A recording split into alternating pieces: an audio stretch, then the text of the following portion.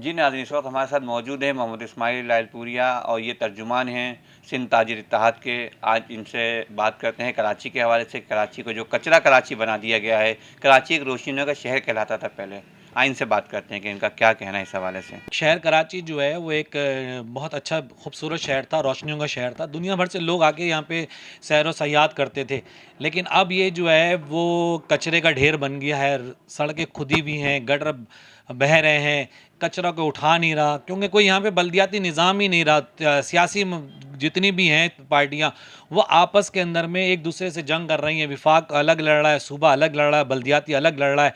तो कराची को लावारिस छोड़ दिया गया। सिटी गवर्नमेंट का जो निज़ाम था, 18 टाउन्स थे, ये बड़ा अच्छा निज़ाम था। इसको उसी निज़ाम के तहत चलाया जाए कि वही मुशर्रफ दौर का जो निज़ाम था उसके अंदर में शहर में बड़ी तरक्की हुई।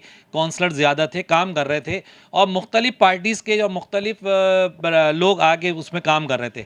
अब एक पार्टी पे जो है वो उनको कहते थे कि जी एक पार्टी। अब तो बहुत खुला इनको मिल चुका है ग्राउंड के। अगर चाहे पीपल्स पार्टी करती या पीटीआई करती या दीगर पार्टियां कोई भी करती, लेकिन किसी ने कराची के लिए कोई काम नहीं किया। सूबाई हुकूमत पीपल्स पार्टी के पास है, कौमी हुकूमत जो है पीटीआई के पास है, और उनके पास फंड्स भी हैं। तो वो कराची को जो है वो कुछ ना कुछ देती, कुछ ना कुछ कराची के लिए काम करती।